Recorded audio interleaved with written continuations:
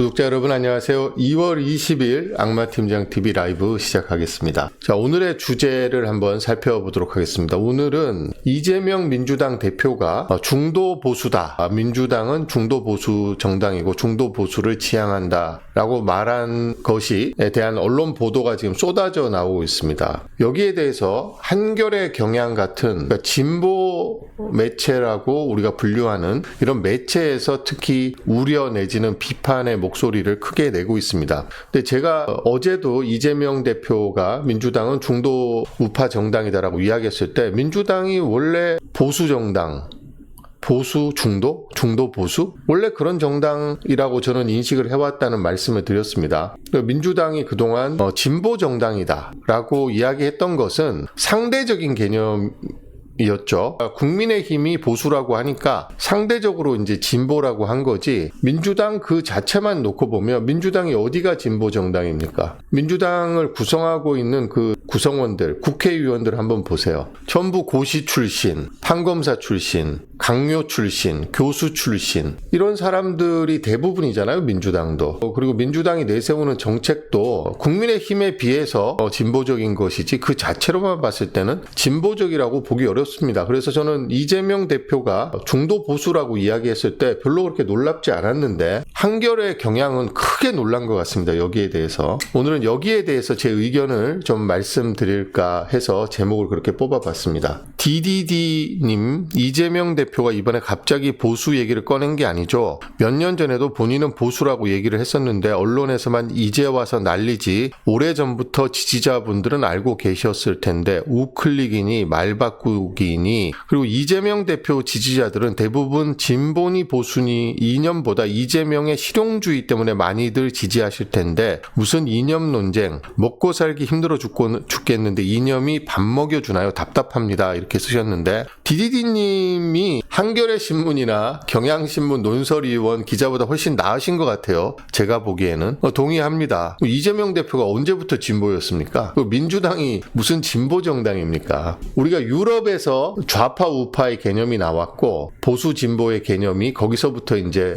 뿌리 내렸다고 볼 수 있는데, 우리나라의 진보 보수는 조금 다르죠. 자, 경제 정책, 자, 성장이냐 분배냐, 이걸 보통 성장을 우선시하면 우파, 분배를 우선시하면 좌파, 그 다음 젠더 문제라든지 이런 거에 대해서 좀 더 진전된 입장을 갖고 있는, 수용적인, 포용적인 입장을 갖고 있는 쪽을 진보라고 보죠. 낙태라든지 젠더 문제라든지 뭐 이런 거에 대해서. 근데 우리나라는 이상하게 북한을 바라보는 태도로 좌파냐 우파냐를 가르고 있습니다. 북한하고 사이좋게 지내면서 한반도의 어떤 안정과 동반 번영을 추구하자, 그리고 그런 평화적인 통일을 추구하자는 게 이제 민주당 쪽의 일관된 입장이었는데, 우리나라는 북한을 비판하고 북한을 적대시하면 이제 우파고, 북한과 좀 유화적으로 나오고 공존하려고 하고 평화적인 해법을 모색하려고 하면 좌파라고 합니다. 그러니까 다른 나라에 없는 이슈가 우리나라에는 크게 있죠. 북한을 어떻게 바라보느냐에 따라서 좌파냐 우파냐로 가르고, 그래서 우리는 빨갱이란 말을 아직도 쓰고 있잖아요. 저는 우리나라에 지금 빨갱이는 99.9% 없다고 생각합니다. 누가 지금 북한을 추종하고 북한을 따르고 김정은을 찬양하겠습니까? 그런 사람은 아예 없는데 아직도 빨갱이라는 공격을 하고 있습니다. 그래서 이런, 특히 북한을 기준으로 북한과 평화롭게 지내자라는 사람들을 향해서, 그런 정치 세력을 향해서 빨갱이라고 공격하는 행위는 이제 더 이상 없어야 된다는 게 제 생각입니다.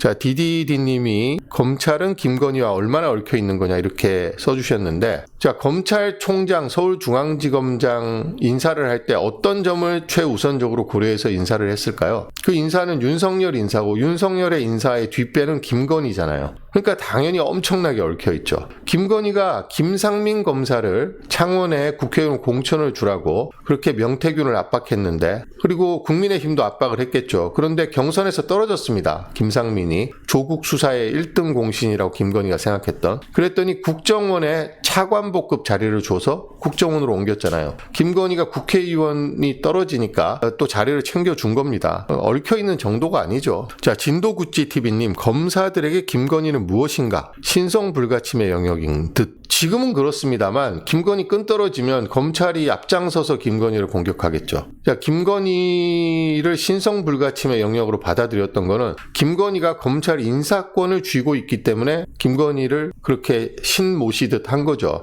그리고 김건희하고 갖은 그런 부정, 부패, 위법, 불법으로 엉켜있는 사람들은 아마 김건희를 건드렸다가는 자기가 무슨 화를 입을지 모르기 때문에 김건희를 건드릴 수 없었을 겁니다.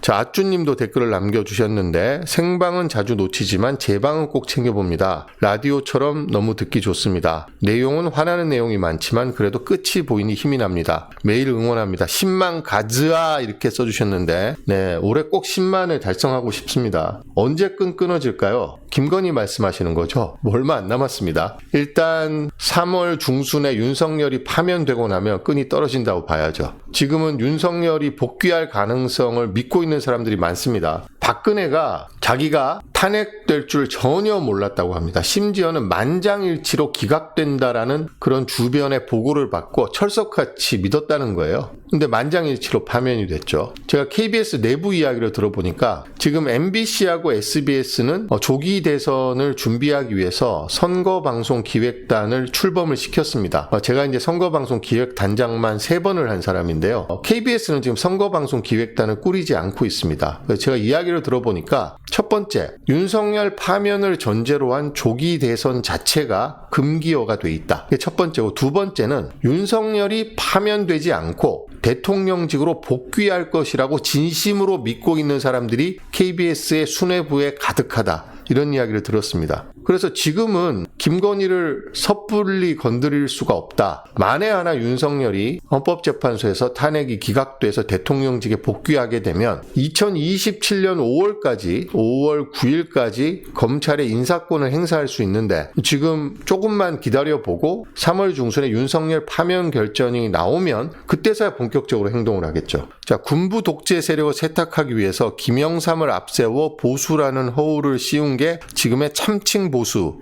국힘 것들, 친일 독재 사익 추구 집단. 맞는 말씀입니다. 저는 국민의힘이 보수라고 생각하지 않습니다. 일단 윤석열의 내란을 보수는 옹호할 수가 없습니다. 자, 조갑재 같은 그 골수 보수가 윤석열의 쿠데타, 계엄에 대해서 또 부정선거론에 대해서 독국물을 푼 것이다 라고 이야기하고 있고, 제가 찐보수라고 보는 이석연 전 법제처장도 윤석열의 계엄 선포는 명백한 내란 행위다 이렇게 이야기하고 있습니다. 그리고 또 찐보수 농객으로 알려져 있는 정규재 전 한국경제신문 주필도 윤석열은 보수가 아니라고, 국민의힘은 보수가 아니라고 계속해서 비판을 하고 있습니다. 그래서 국민의힘을 보수라고 보고 상대적으로 민주당을 진보라고 보는 것은 잘못됐다. 국민의힘은 공동체가 갖고 있는 규범의 틀을 넘어섰기 때문에 국민의힘을 보수라고 볼 수 없습니다. 그런 측면에서 본다면 민주당이 중도 혹은 중도 보수를 차지하는 게, 그러니까 중도에서 중도 우파가 있고 중도 좌파가 있잖아요. 이 전체를 아우르는 게 지금 민주당의 실질적인 포지셔닝이라고 생각을 합니다. 자, 오늘 뉴스를 한번 살펴보도록 하겠습니다. 자, 경향신문은 명태균 씨 측에서 오세훈 만났던 중국집 송 셰프 이래도 거짓말을 인터넷판 톱 뉴스로 올렸는데 내용을 한번 보겠습니다. 그러니까 4번을 만났다고 하는데 중국집, 청국장집, 장어집 등 4차례 오 시장이 명태균 씨를 사기꾼이라고 거짓말을 했는데 여기에 대해서 반박을 하면서 중국집 이름을 댄 것 같네요. 경향신문 광고가 너무 많아서 보기가 힘들어요. 자, 한겨레 신문 한번 보겠습니다. 자, 김건희가 조국 수사의 핵심적인 역할을 했던 김상민 검사를 도우면 장관직을 주겠다고 김영선에게 연락했다. 자, 김영선 지역구에 김건희가 김영선 어차피 컷오프 될 테니까 여기에 김상민을 꽂아 넣으려고 했는데 명태균이 반발을 했죠. 그러니까 김건희가 김영선에게 연락해서 네가 물러나고 그 김상민이 되도록 도와주면 장관직을 주겠다 이렇게 제안했다는 전언이 나왔습니다. 자, 명태균 씨의 변호인인 남상권 변호사가 오늘 MBC 김종배 시선 집중에 나와서 이렇게 이야기를 했다고 합니다. 이것만 봐도 조국 수사가 얼마나 무리한 수사였고 김건희가 기획한 수사였는지가 드러난다고 생각합니다. 왜 김건희가 김상민을 이렇게 국회의원을 시켜주려고 안달이 났겠어요. 그리고 왜 검사들은 그렇게 열심히 조국 일가를 수사를 했을까요? 공정과 상식은 다 헛소리고 조국을 잡고 그걸 발판으로 보수 세력의 지지, 보수 언론의 지지를 받아서 대통령직을 먹겠다. 이런 큰 그림을 그리고 했고 그 뒤에 김건희가 있었다는 게 이걸로 보면 드러나는 정황 아니겠습니까?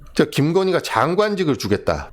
공천에도 개입하고 장관 인사에도 개입하고. 한겨레 신문은 오늘 김종배의 시선 집중에 나온 명태균 씨 변호인 남상권 변호사의 발언을 톱뉴스로 전하고 있습니다. 오세훈 씨는 저는 오세훈이 거짓말을 했을 확률이 굉장히 높다고 봅니다. 저는 오세훈이 명태균을 만난 게 사실이라고 생각합니다. 옛날에 생태탕집 보도 때도 오세훈 측이 KBS 보도였는데 엄청 물고 늘어졌는데 오세훈은 저는 진실하지 않다고 생각합니다. 아마 밝혀지겠죠, 곧. 지금 명태균이 음식점 4곳의 이름을 댔다고 하니까 누가 거짓말장애인지 곧 밝혀질 거고 오세훈이 거짓말한 걸로 밝혀지고 오세훈이 나경원을 꺾고 서울시장이 되는데 명태균의 역할이 있었던 게 확인이 된다면 오세훈은 대권 조기 대선 레이스에서 탈락하게 될 겁니다. 이원배님 갑자기 이렇게 고백하면 어떡합니까? 참 소중하다고. 감사합니다. 동아일보 한번 볼까요? 동아일보는 윤석열 탄핵 심판이 3월 중순에 이루어지면 2달 뒤에 바로 대통령 선거가 치러지니까 대선 시기가 째깍째깍 빨리 움직이고 있습니다. 자, 윤석열이 오늘 형사재판에 처음으로 출석했습니다. 윤석열은 지금 헌재 탄핵 심판 변론에 출석하고 있습니다. 오늘이 10차 변론인데 오늘은 오후 3시부터 10차 변론이 열리고 여기에 한덕수, 조지호 등이 오늘 증인으로 나옵니다. 그리고 그와 별개로 내란죄로 검찰이 기소를 했기 때문에 윤석열이 형사재판도 받게 되는데 거기에 지금 출석을 했는데 지금 구속을 중지시켜달라 라는 청구를 했죠. 자, 구속 취소 신문기일이 오늘 진행이 됐는데 자, 윤석열이가 여기 출석을 해서 이미 검찰의 공소 제기 이전에 구속기간이 만료됐다. 그러니까 자기를 구속을 취소하고 풀어달라 이렇게 지금 주장을 했다는 소식입니다. 다른 언론도 자, 중앙일보는 윤석열이 내란 혐의로 첫 번째 형사재판에 출석했다라는 소식을 사이드 톱으로 전하고 있습니다. 자, 오늘 윤석열에 불리한 한홍조, 한덕수, 홍장원, 조지호가 나와서 계엄의 3대 쟁점의 진실이 드러나나 자, 조지호 전 경찰청장은 혈액암을 앓고 있다고 합니다. 참 사람의 권력욕이라는 게 뭔지 혈액암을 앓고 있으면서 경찰청장 제안을 받았던 거 아닙니까? 그 상황에서 윤석열이 국회를 봉쇄하고 의원들을 체포하라는 지시를 했는데도 거기에 저항하지 못하고 따랐던 걸 보면 인간의 권력욕은 암보다 더 무서운 것 같습니다. 사람에 따라서는 제가 지금 혈액암 치료에 집중해야 되니까 그렇게 시간과 에너지를 많이 써야 되는 그런 중책을 맡기는 어렵습니다 하면서 고사를 할 법도 한데 조지호는 그걸 받은 걸 보니까 반드시 경찰청장을 한번 하고 나가야 되겠다라는 강력한 의지가 있었던 것 같은데 윤석열한테 고위직을 받는 것은 독약이든 성배를 받는 것과 똑같습니다. 이 사람들은 다 독약이든 성배를 받아갖고 지금 곤욕을 치르고 있습니다. 그러니까 조지호 청장이 오늘 헌재에 나와서 윤석열이 격앙된 목소리로 6번이나 전화를 해서 의원들을 체포하라는 그 검찰 때 했던 그 진술 그대로 오늘 헌재에서 증언을 해주기를 기대해 보겠습니다. 명을 재촉한 결과죠. 자, 누가 자리를 줄 때 주는 사람 또 그걸 왜 주는지를 보고받아야죠. 고위직이라고 덥석덥석 받아서 물었다가 지금 조지호 청장은 인생 망쳤습니다. 지금 구속됐다가 지금 보석으로 풀려났는데 경찰청장은 한 번 하면 뭐합니까? 내란 범죄 피의자가 돼갖고 지금 재판을 받아야 되고 한덕수도 마찬가지입니다. 한덕수만큼 정말 공무원의 로망이죠. 롤 모델입니다. 온갖 요직을 다 맡았고 노무현 정부 때도 국무총리를 했고 주미대사를 이명박 정부 때 하고 국무총리를 2번이나 하고 꽃길만 걸었던 사람인데 이 사람을 저는 닮고 싶지가 않아요. 이렇게 추하게 살면서 요직을 두루두루 거친들 그게 인생에서 무슨 가치가 있겠습니까? 라는 게 제 생각입니다. 한덕수는 그것만이 자기 인생의 목표였고 가치였기 때문에 그런 삶을 살았겠죠. 동아일보 한번 보고 동아일보 좀 전에 봤군요.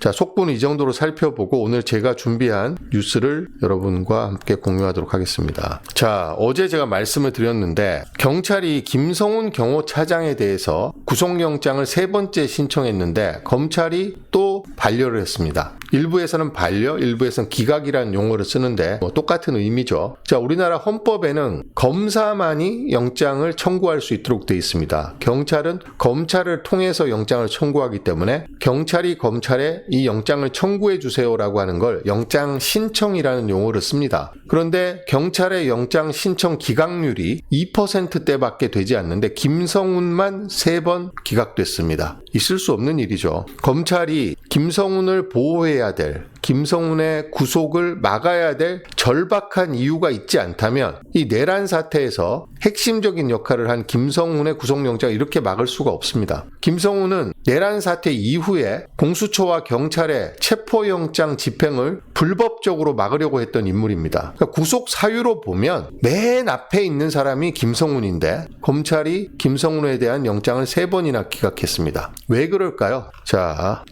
경향신문 기사를 보면 난공불락, 내란 블랙박스, 경호처 비화폰 서버, 그들은 무엇을 감추나? 자, 김성훈을 구속하게 되면 경찰이 경호처의 비화폰 서버에 접근할 수 있는 가능성이 생깁니다. 자, 비화폰을 김건희한테도 주고 사령관한테도 주고 장관들한테도 주고 쫙 비화폰을 나눠줬습니다. 심지어 제대군인인 노상원에게도 줬습니다. 그래서 비화폰을 몇 대를 누구에게 줬는지에 대해서 아직 100% 밝혀지지 않았습니다. 저는 검찰에서도 비화폰을 받은 사람이 여러 명 있지 않을까 생각을 합니다. 자, 검찰이 김성훈에 대한 영장을 기각하는 주요 이유는, 핵심 이유는 저는 여기에 있다고 생각합니다. 감출 게 있어서. 자, 경호처 비화폰 서버가 감춰야 되는 것 중에서 가장 중요한 것이 아닌가. 그래서 경향신문이 이런 제목의 기사를 썼습니다. 자, 녹음도 안 되고 도감청도 안 되는데 통화 기록은 서버에 남아있겠죠. 자, 경호처가 경찰이 5번이나 압수수색을 시도했습니다. 이 경호처 비화폰 서버에 대해서. 근데 경호처가 모두 거부를 했습니다. 그러니까 민주당이 검찰도 내란 세력과 한통속이라고 비판할 수밖에 없죠. 만약에 심우정 검찰총장이 비화폰으로 윤석열이 계엄을 선포하던 12월 3일 전후로 밤 10시 30분 전후로 여러 번 통화한 기록이 있다면 자, 검찰이 내란에 가담했다라는 사실을 어떻게 숨길 수가 있겠습니까? 그러니까 계속해서 검찰에서 이것을 기각하고 있다고 생각을 합니다. 자, 끝까지 간다님, 두 노인네들 사는데 무슨 권력욕이 그리 많아서 나이 먹으면 살아온 모습이 나온다 하던데 어른들의 그 말이 딱 맞는 것 같아요. 저는 기자 생활을 24년 동안 하면서 이제 권력자들을 많이 봤습니다. 가까이에서. 그런데 그분들은 자리에 있다가 내려와서 자연인으로 있는 그 상태를 견디지를 못합니다. 아무리 중요한 일을 하고 아무리 고귀한 일을 하고 아무리 요직에 있고 높은 자리에 있다 하더라도 일과를 끝나고 집으로 돌아오면 그냥 시민입니다. 그게 민주주의 국가입니다. 그런데 과거의 양반과 달리 지금 현대 민주주의 국가에서는 고위직을 하고 집에 돌아오면 일개 시민으로 돌아와야 되는데 그게 민주주의의 원리입니다. 그 자리에 있는 동안 공동체가 위임을 한 거죠. 그리고 중요한 일을 하니까 대접을 해주는 겁니다. 근데 한덕수처럼 그런 자리에만 꽃길만 걷던 사람이 집에 와보면 그 허무함, 허탈함, 그 굽신굽신하고 관용차, 기사 딸린 최고급 관용차 타고 다니고 그리고 국가 예산으로 밥 먹고 골프 치고 1등석 타고 외국 가고 특급 호텔에 묵고 이런 것들이 싹 사라지는 걸 견디지 못합니다. 그러니까 길을 쓰고 그 자리에 다시 가려고 하는 거죠. 그러니까 우리나라는 그런 문화, 그런 의식의 도입이 저는 시급하다고 생각하는데 아무리 높은 자리에 있던 사람도 검찰총장도 국무총리도 대통령도 국회의장도 임기가 끝나고 집으로 돌아오면 혹은 낮에 근무를 마치고 집으로 돌아오면 그냥 일개 시민입니다. 근데 그걸 못 받아들이니까 길을 쓰고 저 자리에 다시 가려고 하는 겁니다.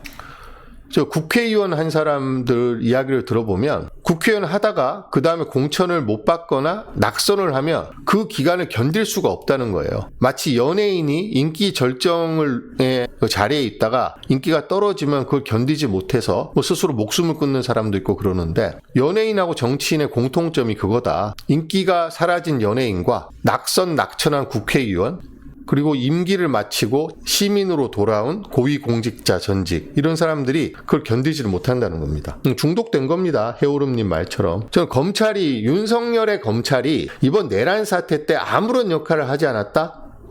전혀 믿지 않습니다. 그런데 검찰이 내란 수사의 핵심적인 주체다? 말이 안 되는 거죠. 범인에게 수사를 맡기는 게 말이 됩니까? 그러니까 검찰은 지금 자기네들은 내란 사태에 전혀 관여하지 않은 것처럼 하고 있는데 경호처 서버를 털면 그게 나올까봐 계속해서 기각을 하고 있는 거죠. 또 하나의 이유는 지금 김건희가 관저에 있습니다. 김건희는 지금 구속되지 않았죠. 김성훈이 김건희를 지키고 있습니다. 지금. 그런 이유에서라도 김건희가 윤석열은 내어주더라도 자기는 지켜라. 이렇게 총괄 지휘하고 있다고 볼 수도 있을 것 같습니다. 스윗드림님 말씀에 동의합니다. 결국은 검찰이 제일 나쁩니다. 윤석열이 내란 사태를 저지르기 이전에도 대한민국은 검찰이 다 망가뜨려 놨습니다. 자, 한겨레 신문이 사설까지 실었습니다. 김성훈 경호차장 영장 3번째 기각, 검찰 왜 이러나 도대체. 심각한 직무유기다. 저는 검찰이 이렇게 무소불위의 권력이 된 데는 검찰의 직무유기를 혹은 검찰의 불법적인 수사 그리고 자의적인 수사 기소에 대해서 처벌받지 않기 때문에 검찰이 이러는 겁니다. 뭘 어떻게 해도 처벌받지 않습니다. 이를테면 KBS의 전 정현주 사장을 법원이 조정을 해서 거기에 응했다고 검사가 정현주 사장을 배임 혐의로 기소를 했는데 압수수색을 탈탈 털어서 기소를 했습니다. 근데 무죄가 났어요. 근데 이명박은 자, 검찰의 수사를 받고 있고 기소를 앞두고 있으니까 KBS 사장직을 수행할 수 없다. 그래서 해임을 시켜버립니다. 근데 최종적으로 무죄가 났거든요. 그럼 그걸 수사한 검사는 어떤 책임을 집니까? 아무런 책임을 지지 않습니다. 거기에 대해서. 잘못된 수사, 과잉 수사, 정치적 수사, 자의적 기소, 그 어떤 행위에 대해서도 처벌을 받지 않으니까 이렇게 무소불위의 권력이 된 거죠. 자, 어제 이재명 대표가 그 100분 토론에 나왔는데 여러분도 혹시 보셨습니까? 이재명 대표가 100분 토론에 나와서 시원시원한 이야기를 많이 했던데 어제 이재명 대표가 이준석에 대한 이야기도 했습니다. 자, 이준석 문제에 대해서 무슨 이야기를 했냐면 이재명 대표가 이재명 대표의 SNS에 CBS가 왜 그렇게 이재명에게 부정적이었나 봤더니 그런 이유가 있었다라는 식으로 글을 올렸다가 삭제를 했습니다. 그래서 그걸 왜 삭제를 했느냐고 물어봤더니 SNS 관리자가 컨펌을 받지 않고 올린 거기 때문에 삭제를 했지만 거기에 담겨져 있는 내용은 내 생각과 부합한다 이렇게 이야기했습니다. 그러니까 CBS 김현정의 뉴스쇼가 이재명 대표를 계속 부정적으로 언급했고 이재명 대표에게 부정적인 프레임을 씌워왔다는 그런 인식을 이재명 대표가 갖고 있었고 그래서 SNS 담당자가 게시물을 올린 걸 삭제를 하긴 했지만 내 생각과 다르다라고 부인을 하지 않았습니다. 그러면서 이준석과 김현정의 뉴스쇼 CBS와의 유착 의혹에 대해서 우려스럽다는 식의 이야기를 했는데 여기에 대해서 이준석이 바로 받아쳤습니다. 자, 이준석이 뭐라고 이야기했냐면 자, 이재명 대표의 언론 유착 언급에 대해서 김부선 유동규에는 반박을 못하면서 왜 자기를 물고 늘어지느냐 이렇게 했죠. 그럼 본질하고 벗어난 이야기입니다. 이재명 대표가 이준석과 김현정 뉴스쇼가 유착돼 있다라는 의혹에 충분히 이야기할 수 있는 이야기입니다. 그런 정황이 지금 많잖아요. 근데 거기에 대해서 또 이재명 대표에 대해서 불리한 이야기도 많이 했고 자, 박성민, 이준석에게 컨설팅 의뢰를 받았다는 박성민 컨설턴트가 나와서 이재명 대표를 북한에 비유하고 대통령실을 미국에 비유하고 한동훈 대표를 한국에 비유했습니다. 이게 적절한 비유입니까? 그러니까 한 가지 예를 들어서 그런 거고 그리고 자, 이거 보시면 자, 이준석이 조정훈이 나와서 이준석 신당을 깔 테니까 개소리 못하게 제작진에 넣어줘라. 다 찔러 넣어서 질문하라고 해라. 그랬더니 김현정이 지금 말하고 있는 중이다 이랬는데 CBS 측에서는 이런 식의 자료 전달이나 제보는 일상적으로 일어나는 일이다. 유착 의혹은 전혀 사실이 아니다. 라고 이야기를 했는데 썸네일에 보면 자, 조정훈이 출연한 부분에 대한 클리핑을 하면서 이준석 신당 17.7%로 크게 달았습니다. 근데 뉴스토마토의 조사는 유승민 가운데점 이준석 신당이었어요. 유승민이 앞에 있죠. 그러니까 정치적인 중량감도 유승민이 훨씬 크고 그 당의 지지율은 이준석보다 유승민을 보고 나온 지지가 더 크다고 생각합니다. 그런데 제목을 이준석 신당으로 달았습니다. 유승민은 어디 간 거죠? 그래놓고 CBS는 유착 의혹에 대해서 터무니없는 의혹 제기고 법적인 어떤 조치도 불사하겠다라는 식의 태도를 나오고 있는데 자, CBS는 의심을 살 만한 행동을 했습니다. 바로 질문을 했고요. 유승민을 날려버리고 이준석 신당이라고 제목을 달았습니다. 여기 이것은 정상적인 일이 아니죠. 자, 그 당의 지지가 이준석만 보고 한 지지가 아닌데, 그리고 뉴스토마토의 조사에서는 분명히 유승민이 앞에 있었는데 어떻게 유승민을 날리고 이준석 신당이라고 합니까?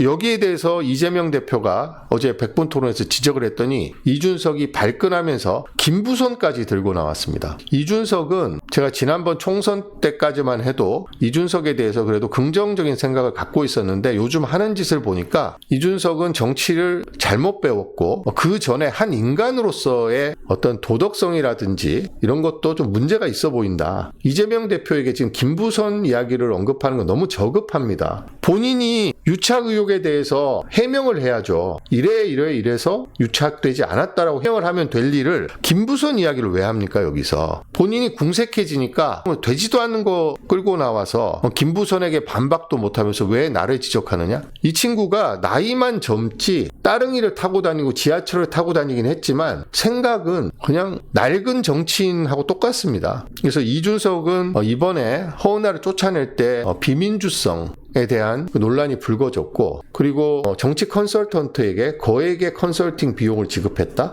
만약 그게 사실이라면 매수를 한 거죠. 방송 패널로 가장 활발하게 나오고 있는 사람에게 거액의 컨설팅 비용을 줬다? 그런데 그 사람은 그걸 밝히지 않고 계속 방송에 나와서 이준석을 좋게 이야기하고 차기 대통령 선거에서 이준석이 가장 강력한 후보라고 이야기하고 이재명은 씹고 매수한 거잖아요, 그거는. 그리고 CBS 김현정 의혹은, 유착 의혹은 이전에도 있었습니다. 준석맘이라는 별명이 있을 정도로. 근데 이 정도 증거, 정황 증거가 나왔으면 여기에 대해서 성실히 해명을 해야 되는데 이재명 대표에게 김부선 유동규 이야기를 하고 있습니다. 이준석은 정치인으로서 자질이 부족하다라고 생각합니다.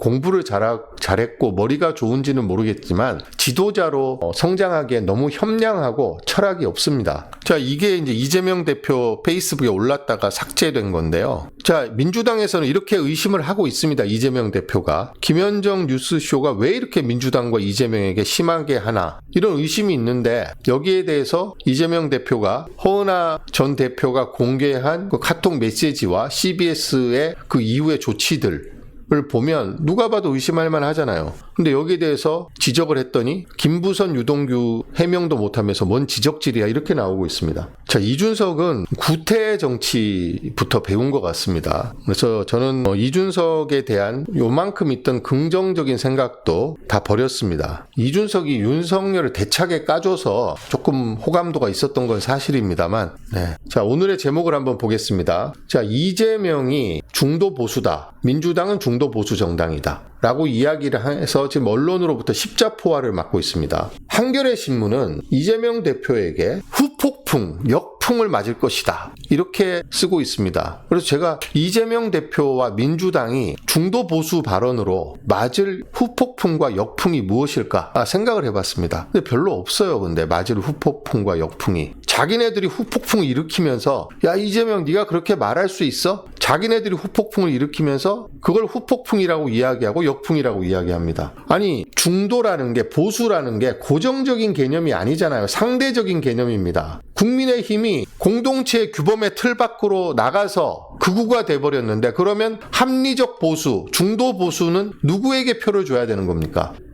그러니까 민주당이 다 포용하겠다는 거잖아요. 그까지. 그러니까 지금 현재 유력 정당 중에서 조국신당, 개혁신당 의석수가 너무 작죠. 자, 그러면 국민의힘 108석 정당인 제1내 2정당인 국민의힘이 극으로 빠져버리면 보수와 중도 보수와 합리적 보수는 누가 포용해야 됩니까? 그래서 한 말인데 무슨 후폭풍이 있다고 이 난리를 치는 건지 저는 이해가 안 됩니다. 자, 경향신문 민주당 어디로 가고 있습니까? 외연을 확장하고 있습니다. 라는 게 제 생각입니다. 자, 오락가락 정치. 아니, 교조주의를 벗어나야죠. 유연하게 대처해야죠. 자, 지금은 어떤 국면이냐면 지금 이념 논쟁을 할 그런 시기가 아닙니다. 지금은 내란 세력이 여전히 모든 정부 기관의 수장 자리를 다 꿰차고 있습니다. 그리고 윤석열 사단의 검찰이 건재합니다. 지금 군 통수권도 윤석열 손아귀에 아직 있습니다. 그래서 내란, 이런 명백한 내란을 진압하는 게 이렇게 힘든데 극우, 개신교, 보수 언론도 아닙니다. 언론들 다수가 윤석열의 스피커가 돼서 윤석열을 옹호하고 있습니다. 이런 힘겨운 상황에서 내란을 진압을 하고 우리나라를 정상적인 민주공화국으로 만드는 게 중요합니다. 솔직히 말씀드려서 정상적인 민주국가 안에서 보수면 어떻습니까? 보수도 집권할 수 있죠. 아니, 진보만 집권하라는 법이 어디 있습니까? 진보도 집권할 수 있고 보수도 집권할 수 있는 겁니다. 그게 우리 공동체 규범의 틀 안에서만 이루어진다면 무슨 상관입니까? 지금 공동체 규범을 깨트리고 헌정을 파괴하고 민주주의를 파괴하려는 세력에 대해서 내란을 진압하는 일이 시급한데 이렇게 이념 타령을 하고 있습니다. 오히려 이재명 대표는 이념에서 자유로운 탈이념적 정신을 보여주고 있다고 저는 생각을 합니다. 자, 1997년도에 영국 노동당의 토니 블레어가 앤서니 기든스의 제3의 길을 채택해서 보수당과 노동당이 경쟁을 하고 있는 영국에서 노동당은 전통적인 노동당의 길이 아닌 제3의 길로 가겠다. 보수의 정책도 과감하게 받아들이겠다라고 했을 때 혁신적인 리더가 나타났다고 영국에서도 전 세계가 극찬을 했 타임지 뉴스위크 표지 모델로 나오고 자, 이재명 대표가 중도 보수로 가면 제3의 길 아닙니까? 아니, 지금 보수가 텅 비었는데 진공 상태인데 좌파는 절대로 못 찍겠다는데 진보는 절대로 싫다는데 그럼 그 사람들의 표를 어떻게 해야 됩니까? 그걸 흡수하려면 민주당이 변해야죠. 유권자가 변하겠습니까? 그런데 이걸 갖고 오락가락 정치인이 후폭풍이니 역풍이니 하면서 있지도 않은 역풍을 지금 진보 언론이 되려 만들어내고 있습니다. 지금 김대중 전 대통령이 무슨 말을 했습니까? 자, 서생의 문제의식과 상인의 현실 감각을 갖고 정치를 하라고 했잖아요. 이재명 대표가 지금 중도 보수 쪽으로 가겠다는 거, 외연을 확장하겠다는 건 제가 봤을 때는 상인의 현실 감각입니다. 지금 내란 세력을 진압하고 우리나라를 민주공화국으로서 복귀시키고 헌정을 수호해야 되는데 중도 보수로 좀 가면 어떻습니까? 그리고 원래 민주당이 저는 진보라고 생각한 적도 없어요. 민주당을. 국민의힘에 비하니까 다소 진보적이었던 거지 민주당이 무슨 진보 정당입니까?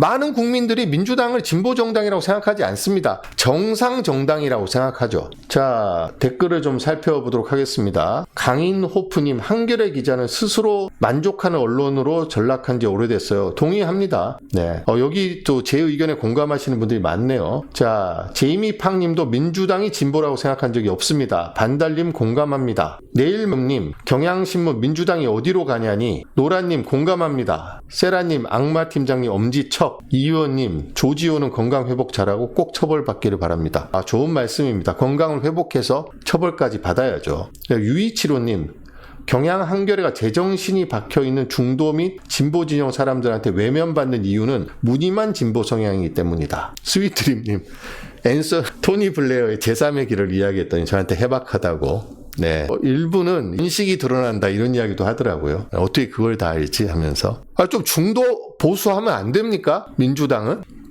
내란을 지금 진압해야죠, 지금. 그리고 이재명 대표한테, 자, 너한테 붙은 좌파 포퓰리스트 딱지를 어떻게 뗄 거야? 너에 대한 중도층의 비호감 어떻게 극복할 거야? 맨날 공격하면서 좀 하려고 하면 왜 오락가락해? 너 우클릭하는 거야? 네가 당대표라고 네 맘대로 막 바꿔도 돼? 몇십 년 동안 민주당이 지켜온 정체성인데 네가 뭐라고 막 바꿔? 그럼 당대표가 바꾸지 누가 바꿉니까? 민주당에서도 그렇게 동의하는 사람 많아요. 정동영 의원도 민주당은 유럽 기준으로 보면 중도 우파다 이렇게 이야기를 했습니다. 진성준 정책위의장도 그렇게 이야기했고요. 이재명 대표에 대한 지지는 이재명 대표의 그런 실용 정신과 실행 능력 때문에 지지가 있는 거 아닙니까? 그런데 이재명을 공격하는 사람들은 무상교복, 무상급식 이런 것 때문에 이재명을 좌파 포퓰리스트라고 공격하잖아요. 그럼 그 공격을 어떻게 극복해야 됩니까? 그 더 씌워진 좌파 포퓰리스트라는 이미지를 뭔가 하려고 하면 좀 긍정적으로 바라봐야지 있지도 않은 후폭풍을 지네가 만들어갖고 후폭풍이 있다고 하고 있으니 한심합니다. 자, 한겨레 이재명 혼자서 불쑥 선언할 일인가? 뭐 언제 선언했습니까? 그냥 이야기를 한 거죠. 유튜브에 나와서 이야기를 한 거고 또 물어보니까 또 이야기를 한 거고 왜 토론을 안 하냐? 토론하면 되잖아요, 지금부터.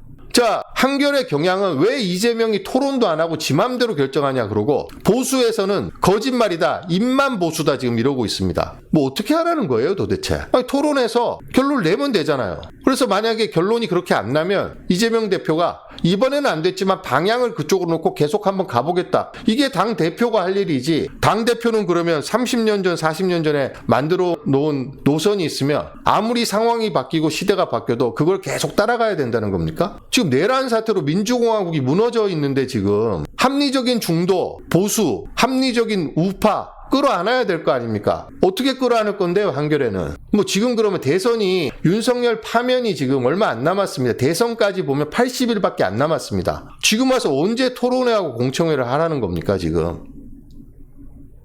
지금 이재명이 지금 이 시기에 민주당의 노선을 놓고 대국민 토론회라도 벌이라는 이야기입니까, 지금? 비상한 시국에는 비상한 방법을 써야 되는 겁니다. 이렇게 한가한 소리를 하고 있어요, 한겨레 신문은. 자, 오히려 동아일보가 정책과 입법으로 증명해라, 말로만 하지 말고, 이렇게 이야기를 하고 있습니다. 왜 그렇게 못 잡아먹어서 안달인지 모르겠어요. 자, 한겨레 신문 역풍이 우려된다. 한번 따져볼게요. 이재명의 이 발언 때문에 이재명 후보를 지지하고 민주당을 지지하는 사람 중에서 이재명에 대한 지지를 철회할 사람이 얼마나 있습니까? 저는 거의 없다고 생각합니다. 진보당 지하 일부가 그러면 철회해서 국민의힘 후보를 찍겠습니까? 뭐 그럴 수도 있겠지만 저는 거의 없다고 생각합니다. 자, 그러면 중도 보수 혹은 합리적 보수 중에서 이재명이 이 말을 해서 찍으려다가 안 찍을 사람이 누가 있겠습니까? 야, 이재명이 오락가락하는 거 보니까 이재명 찍으려고 했는데 안 찍겠어. 거의 없다고 생각합니다. 이재명이 이 말을 해서 손해볼 게 없어요. 이재명은 지금 내란을 가장 확실하게 진압하는 방법은 조기 대선을 성사시켜서 윤석열을 파면시키고 조기 대선을 성사시켜서 민주당이 집권을 해야지 내란이 확실하게 진압이 됩니다. 거기에 대해서 이야기를 하고 있는 거잖아요. 아니, 지금 대통령 선거에서 만에 하나 지면 어떻게 됩니까? 한겨레가 지금 경향이 뭘 걱정하는 거예요, 지금? 이재명의 우클릭이 그렇게 걱정이 됩니까? 정말 걱정할 게 그거밖에 없습니까? 사설로 쓸 정도로? 자, 저는 이 엄지원 기자의 기사를 보고 한심하다는 생각을 했습니다. 자, 이 대표의 담대한 우경화 전략이 중원 확보를 통한 안정적 당선을 보증할지는 미지수다. 자, 이름을 밝히길 꺼린 한 정치학자는 유권자에게 가장 큰 영향을 주는 건 보수냐 진보냐가 아니라 가치의 일관성이라며 자칫 믿을 수 없이 오락가락하는 정치인이라는 인상을 줄 경우 역효과를 부를 수 있다고 했다. 왜 이름도 밝히길 꺼리는 정치학자를 인용합니까? 이름을 대놓고 이재명의 이런 과감한 실용 정신을 칭찬하는 정치학자도 많을 텐데 왜 이름을 밝히길 꺼린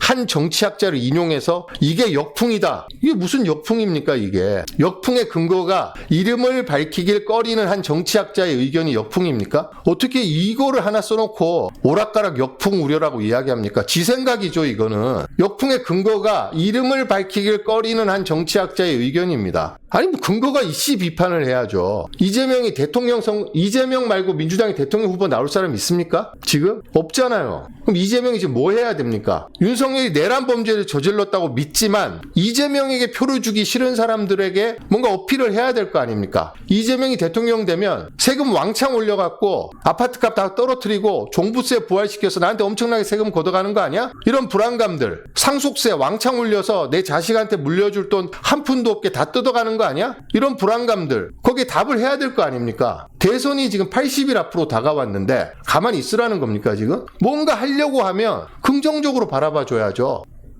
있지도 않은 후폭풍, 역풍을 만들어가고 있습니다, 자기가. 이 역풍의 근거가 어디 있어요? 이름도 밝히지 못하는 쫄보 정치학자 한 명의 의견을 갖고 역풍이라고 이야기하고 있습니다. 저는 역풍이 없을 거라고 생각합니다. 무슨 역풍이 있습니까? 전 대선 득표 전략으로 아주 좋은 전략이라고 생각해요. 이재명에 덮어 쓰여진 좌파 포퓰리스트라는 그 이미지를 어떻게 깰 겁니까? 이런 방식밖에 없죠. 이게 바로 DJ가 말한 서생의 문제의식과 상인의 현실 감각입니다. 지금 현실을 보세요. 지금 현실이 민주당의 노선을 놓고 대국민 토론회를 벌일 현실인가?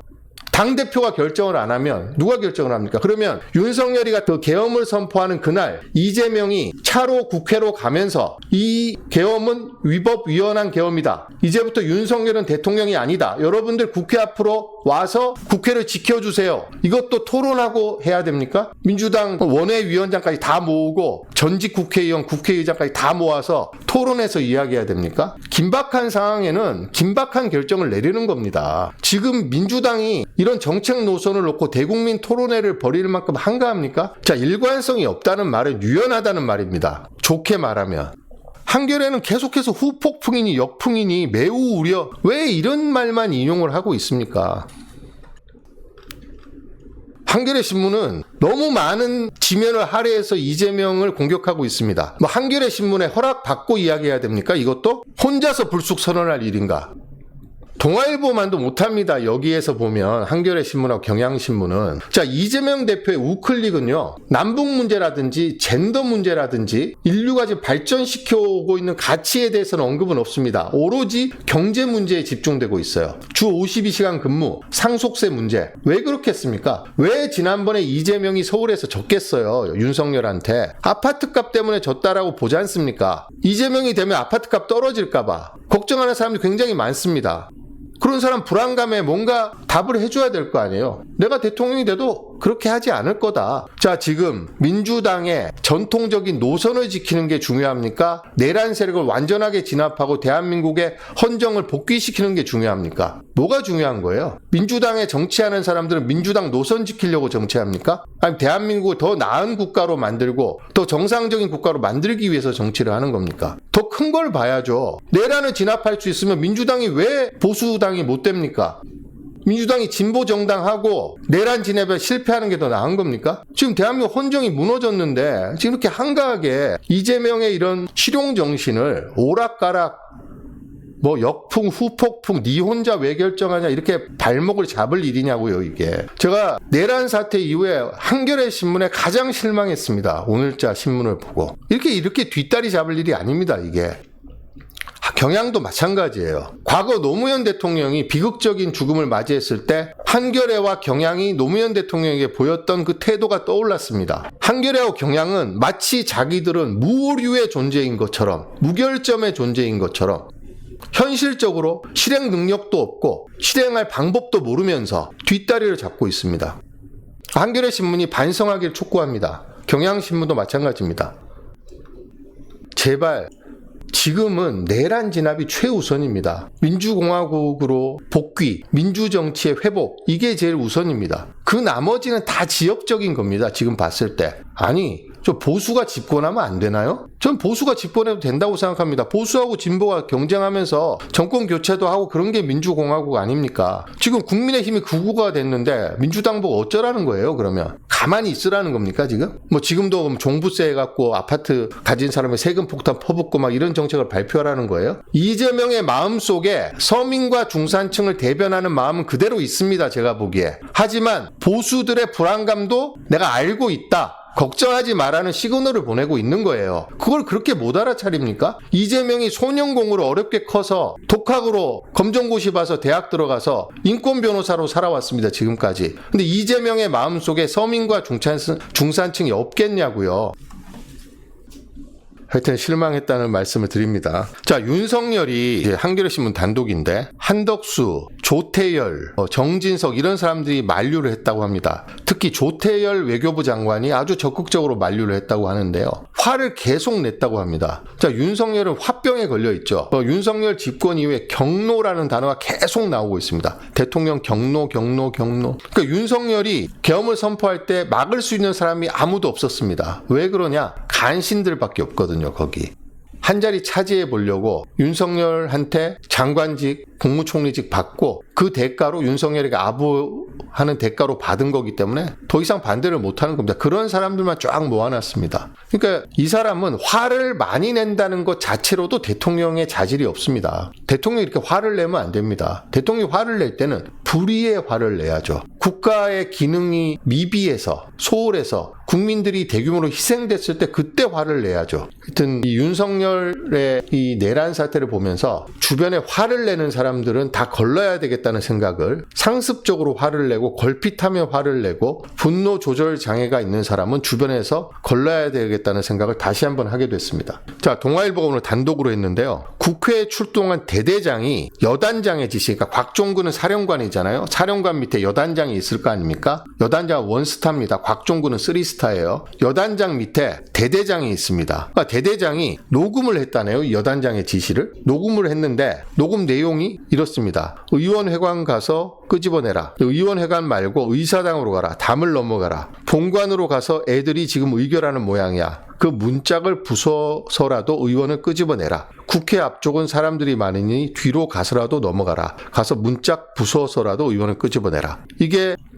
대대장이 중령입니다. 반모 중령인데 이상현 1공수 여단장으로부터 지시를 받았는데 곽종근이 인원이라는 말을 썼기 때문에 인원인지 의원인지 자기가 통화 녹음을 다시 들어보니까 여단장이 자기한테 지시한 거는 의원이다라고 이야기했다. 자기 통화 녹음을 들어봤다고 이야기했습니다. 그러니까 윤석열 측에서 쓸데없이 인원이라고 한 것 같고 트집 잡는 일은 이걸로 종결됐으면 좋겠습니다. 사실 끝났습니다. 이렇게 많은 사람들이 들었고 녹음했고 지시를 받았는데 아직도 윤석열은 체포의 채자도 꺼낸 적이 없다고 하고 끄집어내라고 한 적이 없다고 하고 그걸 받아 써주면서 곽종근이 신빙성이 의심된다는 둥, 홍장원의 신빙성이 의심된다는 둥 그렇게 스피커 역할을 하고 있는 조선일보도 너무나 쓰레기입니다. 이런 증거에는 다 눈 감고 지연 말단만 갖고 물고 늘어지고 있습니다. 이강희님 저 잘하고 있습니까? 칭찬해 주시니까 또 갑자기 힘이 나네요. 계속 칭찬을 들을 수 있는 악마팀장 TV가 되도록 노력을 하겠습니다. 지금 시사인에서 윤석열은 싸운다. 윤석열과 쿠데타의 재구성인데 윤석열이 지가 한 말을 지가 다 반박하고 있어요. 그러니까 모든 윤석열은 과거의 윤석열로 전부 다 반박할 수 있습니다. 표로 정리를 해놨는데 재밌어서 제가 공유를 했는데 이걸 다 읽어드리기엔 너무 내용이 많아서 시사인에서 쿠데타의 재구성이라고 하면서 윤석열이 이를테면 나는 인원이란 말을 쓰지 않는다. 사람이면 사람이라고 쓰지 내가 왜 인원이라고 쓰느냐. 그래놓고 1분 30초 뒤에 바로 인원이란 말을 쓰죠. 그런 식의 윤석열이 윤석열을 반박하는 걸로 가득 차 있습니다. 여기. 내일 맑음님 너무너무 시원하고 해박하세요 라고 했는데 제가 그 전환길 유튜브 영상을 보면서 좀 느낀 게 있습니다. 전환길이 유튜브에서 말하는 톤이나 피치, 제스처를 보니까 저는 너무 연하게 하고 너무 재미없게 하더라고요. 전환길은 뭐 거의 미친놈처럼 하던데요. 저도 저렇게 좀 해야 되나? 지금 구독자가 안 늘고 조회수가 안 나오는 게 제가 너무 안정적으로 해서 그런 건가? 전환길처럼 저기 흥분해갖고 막 소리를 지르고 몸을 갖다 비틀고 흔들고 저렇게 해서 스타 강사가 돼서 연 60억의 연봉을 받는다는데 악마팀장 TV는 지금 한 달 수익이 30만 원밖에 되지 않습니다. 여러분의 자율구독료하고 유튜브 수익 다 합쳐서 60억, 1년에 60억이고 저는 1년에 400만 원인데 전환길처럼 하면 좀 인기가 올라가려나? 그런 생각을 해봤습니다. 나가신다고요? 네, 알겠습니다. 남천동에 유시민 작가님이 나가셨어요?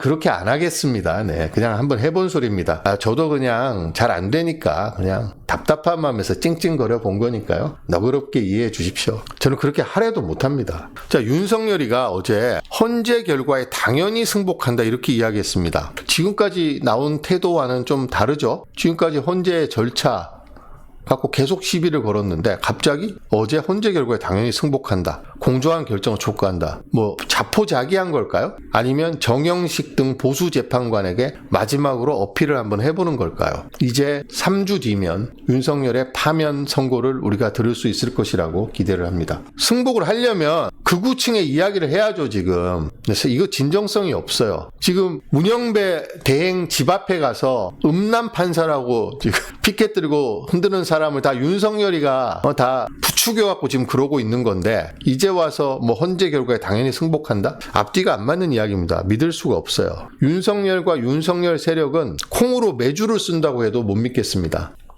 자, 윤석열 탄핵 심판이 다가오고 있으면서 대선 시계가 빠른 속도로 움직이고 있습니다. 어제 이재명 원조 친명 7인회를 재가동하고 김문수가 어제 토론회에 참석했는데 여당 의원이 김문수에게 눈도장을 찍으려고 58명이나 몰려왔다고 합니다. 참, 이 세태가 이렇습니다. 김문수가 지금 보수 여론조사 1위가 나오니까 눈도장 찍으려고, 김문수는 그동안 보수에서 완전히 버린 인물이었잖아요. 그러던 김문수가 되살아났습니다. 자, 보면 김문수가 본인은 윤석열이 대통령직 복귀를 당연하다고 생각하고 대선은 전혀 생각도 안 하고 있다 그랬는데, 어제 갑자기 이 토론회에 나와서 나는 청계천 미싱 보조부터 출발했다 라고 하면서 본인이 대권 주자로서의 그런 이력을 어필을 했습니다. 드디어 김문수도 본격적으로 몸을 풀고 이제 이런 발언을 시작한 거죠. 그리고 다른 주자들도 마찬가지입니다. 안철수는 뭐라고 했냐면요, 지금 국민의힘 대선 주자 중에서 현역 의원은 나밖에 없다, 그러니까 내가 제일 경쟁력이 있다 그러고, 홍준표는 나는 대구시정과 대선에만 집중하고 있다, 이렇게 이야기를 했습니다. 오세훈도 지금 등판을 하려고 하고 있고, 이준석도 지금 본인이 대선 출마를 기정사실화했죠. 한동훈은 어제 책을 냈습니다. 국민이 먼저입니다라는 책을 내고, 한동훈도 대선 전에 뛰어들겠다는 그런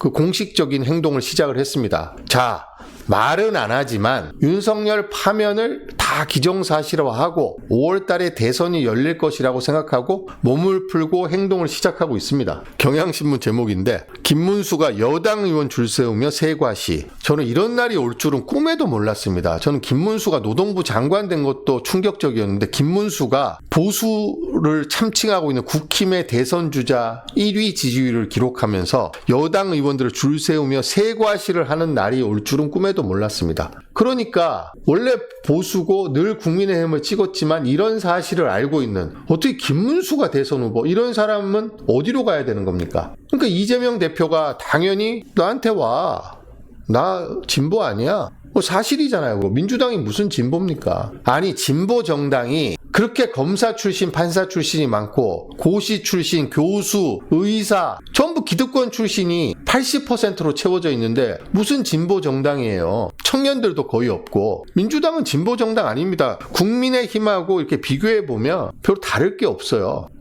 자, 그러면 이낙연은 진보입니까? 저는 이낙연은 국민의힘에 훨씬 더 어울릴 것 같은데요. 이낙연이 말 안 하고 가만히 있으면 이낙연은 당의 진보를 계승하는 민주당의 적자이고, 이재명은 오락가락하는 사람입니까? 그러니까 김문수 같은 사람이 1위가 되면 빈 공간이 생기게 돼 있습니다. 그 빈 공간을 누가 먹어야 되겠어요? 80일 뒤면 대선인데 우물쭈물 하다가 뺏깁니다. 그러니까 빨리 탁 먹어버린 거 아니겠어요? 지금 중앙일보가 여기에 대해서 오늘자 신문에서, 저는 중앙일보가 아주 적절한 기사를 썼다고 생각을 하는데, 제가 아까 저장을 해놨었는데, 중앙일보는 지금 이재명의 전략을 매우 우려하는 그런 기사를 썼습니다. 이재명이 국힘을 극으로 딱 가두고 본인이 보수라고 선언하면서 공동체 규범의 틀 안에 인식의 틀이 있는 사람들을 다 먹어버리겠다. 그러니까 국민의힘은 그 공동체 규범 밖으로 밀려났습니다. 이재명의 중도 보수 발언 때문에. 얼마나 훌륭한 전략입니까? 보수에서는, 보수신문에서는 이재명의 우클릭을 걱정하고 있습니다. 야, 큰일 났어. 이재명이 우리를 극으로 가두고 자기가 우리가 먹던 시장을 먹으려고 해. 근데 한겨레하고 경향은 그걸 막 씹고 있어요. 지금 있지도 않은 후폭풍이나 역풍을 막 만들어가면서. 제가 보기에 이재명 대표의 중도 보수 발언의 가장 큰 역풍은 한겨레 경향의 반발입니다. 그게 가장 큰 역풍이에요.